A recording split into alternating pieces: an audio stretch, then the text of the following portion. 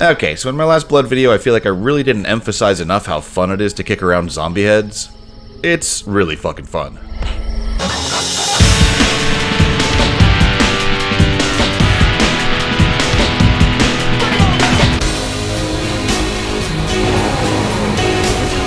What's up, spooky, scary skeletons? It's Rufus. And last Halloween I made a video about one of my all-time favorites, Blood, a horror-themed first-person shooter masterpiece many consider to be the best of the OG build engine games. And because this was the 90s, officially licensed expansion packs would naturally come trailing quickly behind. How quickly this happened for Blood, however, is pretty fucking nuts. A little over 1 month after the original game was released, we got Cryptic Passage.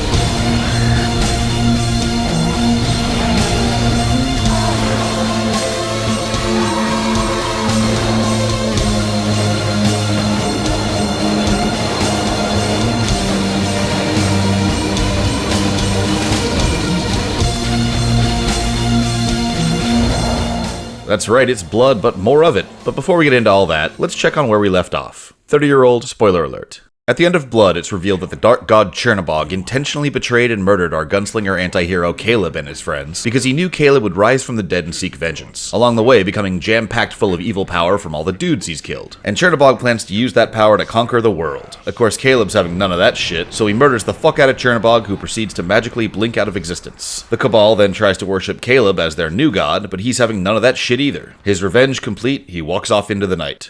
Now, to understand the story of Cryptic Passage, you once again have to read the fucking manual because it's the 90s. But you don't have to read much this time because they totally just made up some random shit to justify more blood levels. Apparently, shortly after the events of the base game, our boy Caleb acquired an ancient magic scroll capable of upsetting the balance of power in the other world. Whatever the fuck that means, but it sounds bad. Anyway, some douchebags steal the scroll, and Caleb obviously wants it back. He tracks the thieves to the Carpathian Mountains because, ooh, spooky Draculas and shit. And that's where the game begins.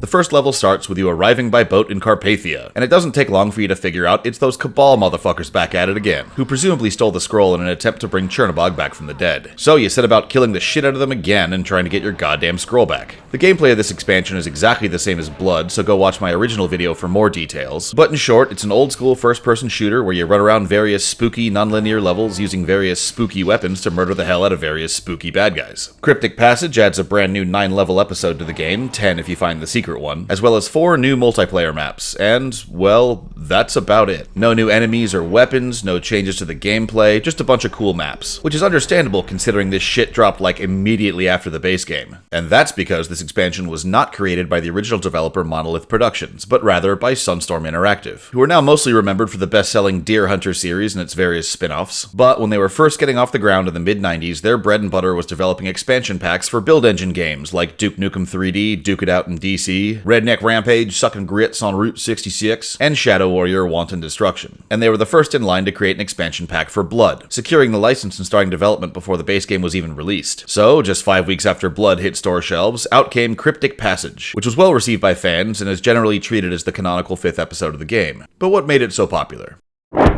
Now, I'm not going to go back over all the things I liked about the base game, all of which apply here too, but the obvious star of the show in Cryptic Passage is the new levels, which are, for the most part, just as badass as the original game. By the time they made this expansion, Sunstorm had clearly worked out how to create quality build engine maps. They're large and complex without being confusing, loaded with secret areas to find, as well as Easter eggs from the developers, and they really managed to nail that good, horrific blood atmosphere. Victims, aren't we all? First, you get the aforementioned boat docks, where various tunnels through the cliffsides lead you to a creepy fisherman's cabin and a big spooky lighthouse, which you of course get to climb to the top. In the next level, you make your way into a local town which features a massive opera house, and not just the auditorium itself, but backstage areas like dressing rooms, a catwalk full of hanging zombies, and a whole shitload of secret hidden passages. Next, you get an old gothic library full of literature, ooh, scary. Then you move on to a huge abandoned monastery, formerly home to the Holy Order of Carpathia, Carpathia, but now home to a bunch of fucking Cabal assholes who don't seem to be doing very holy shit. This level's actually pretty involved with an intricate series of underground tunnels and rivers, which eventually lead you to a big-ass bell tower that honestly makes a bit of an underwhelming ring.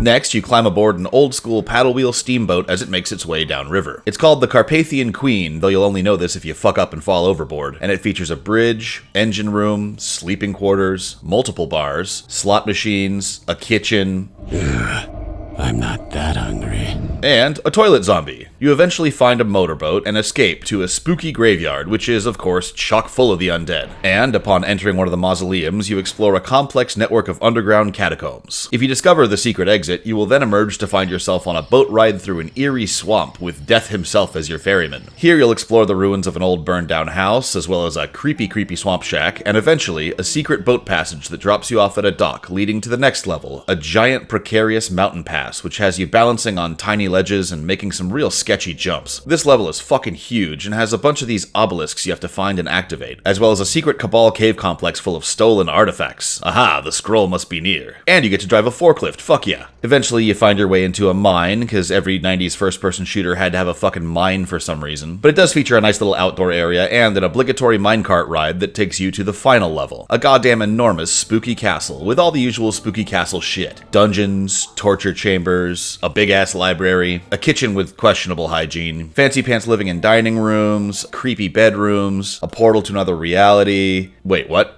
And I'm not going to reveal too much about the end of the game, except to say that it's fucking hard, and sadly, no, there are no new bosses. But I do want to highlight that the entire single-player campaign has really good continuity, even more so than the base game. You start each map right where you exited the last one, so it kind of feels like it's just one massive level. And, keeping true to the original Blood, there are fun little references to horror media like Jaws, Phantasm, Phantom of the Opera, Dracula, Jurassic Park, and The Legend of Boggy Creek, as well as random pop culture in-jokes from shit like Duke Nukem 3D, The Simpsons, Star Wars, Waiting for Godot of all things, and Casablanca. Don't play it again, Sam. Cryptic Passage also comes with 4 new multiplayer maps. You get a pair of creepy mausoleums joined by an underground crypt, a giant factory featuring strange industrial machinery, weird science, and a pretty sweet underground shuttle. You also get a spooky cathedral with arcane hidden rooms, and a medieval fortress surrounding a big-ass Dark Ages castle. And all of these are on par with the quality of the single-player maps. Now that's not to say the new levels are perfect, you can spot some pretty obvious glitches on a few of them, and Sunstorm was apparently really bad at counting how many secrets are on each map. Also, I don't like how many times the game makes you backtrack through an area you've been before, but now there's a bunch of monsters that weren't there last time, which is kind of a cheap trick. But in general, the design quality of the new levels is high enough that I don't find any of this too off-putting. All in all, these new maps are fun as hell, and definitely some of Sunstorm's better work. Now, the only thing that really sucks about Cryptic Passage is that it's just a bunch of levels. There are no new enemies, no new weapons, no new music, or even new sound effects. It's all the same stuff from the base game. They have restored a couple of item pickups that were cut from the original during development. The Medicine Pouch, which gives you 50 health points, and the Shadow Cloak, which does nothing at all. That feels like somebody fucked up. And they have added a lot of new art, like blood beer, hell yeah. But some of the new textures are kinda goofy looking and seem out of place with the rest of the game's visual style. I personally would have liked to see a lot more new shit, like a new gun, or at very least a new boss battle, but no such luck. So, while it's a pretty bare-bones expansion, Cryptic Passage is a solid collection of bonus levels for Blood, and well worth playing. I'm giving this bad boy 8 cases of blood beer out of 10, and I recommend it for all fans of old-school shooters. Now, Cryptic Passage was originally released in 1997, and was later included in the one-unit Whole Blood compilation, which also includes the base game, the Plasma Pack expansion, and this incredibly cheesy video strategy guide that I just can't resist showing a clip of.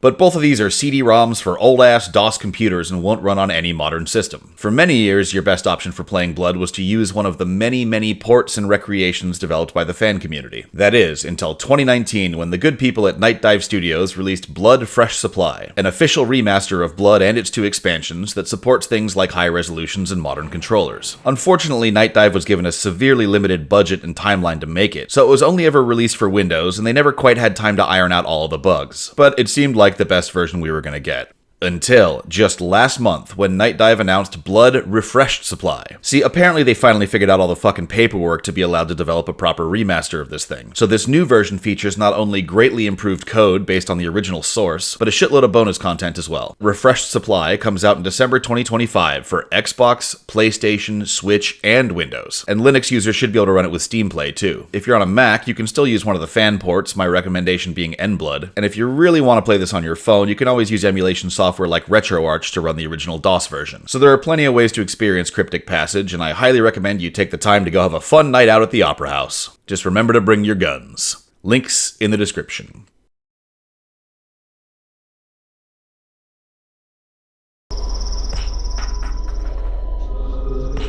Hey look, Caleb kicked the bucket.